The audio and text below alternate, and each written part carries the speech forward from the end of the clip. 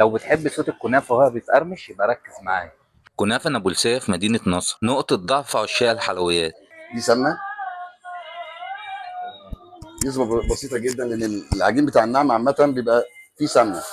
العجين ده بيتفرم وبيكون معاه سمنه وبيتحمص، وبعد كده نبدا نشتغل بيه.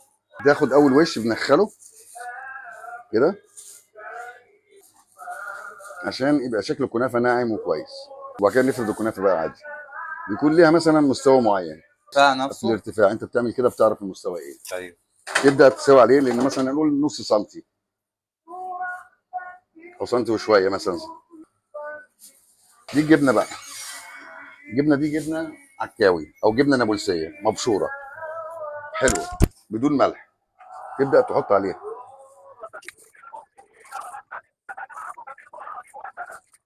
كمان شويه كده، تديها 10 دقائق هتلاقيها ايه اللي هي استوت. شايف الحروف كده اه. ابتدت هي تستوي وتتحمص. ايوه. هو ده اللون اللي انا عاوزه. واخد اول ما بالك؟ تتحمص اول ما تتحمص ابدا ايه. تتقلب. تتقلب ازاي بقى؟ نروح نازلين بيها كده ونفك الداير بتاعها ايوه. ونبدا نقلبها زي كده وتتحل.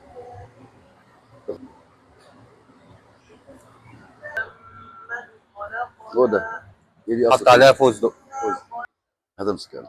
بص بقى الشو اللي هيحصل ده، دي الكنافه الناعمه بقى. بص الموضوع ده هي دايبه مش محتاجه حاجه. دوها بقى. بسم الله الرحمن الرحيم. حكايه. لو انت ضعيف في الكنافه تعال عند عم خالد هيقوم معاك بالواجب. شرفنا وتنورنا، حبيبي يا واهلا عم وسهلا خالد. بيكم. حبيبي يا تنورتونا عم والله. خالد، سمعت صوت الخرمشه ولا لا؟ الكنافه الفرنسيه دي بدايتها من نابلس فلسطين، واشتهرت الاردن اكتر حاجه. وبعد كده العماله بتطلع من الاردن للكويت للامارات، فاشتهرت اللي هي خد بالك انت في الافراح بتاعتهم. بيفطروا بيها الصبح. افراحهم كلها نابلسيه، حتى في المعازي بعد 3 ايام بيحلوا. برضو. يبداوا يحلوا اه. ال3 ايام. برضك بيجيبوا كنافه وياكلوا الناس، ونطلع معاهم برضك الطلبيات دي. رحت الاردن قعدت فيها في حدود 15 سنه. اتنقلت من محل حبيبه اللي هو في دخلة البنك العربي، وده اول محل سنه 51 بقى. مشهور ده مشهور معروف مشهور.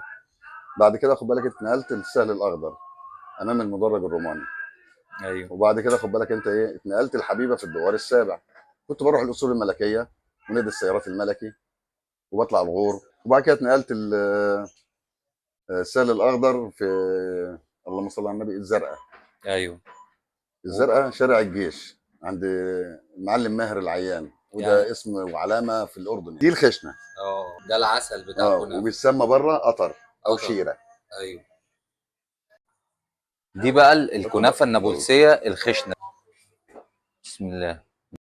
طعمها حلو بصراحه ايه، مش مسكره قوي، السكر فيها مش جازع يعني. والجبنه بقى موديها في حته تانية. بص الشده بتاعت الجبنه.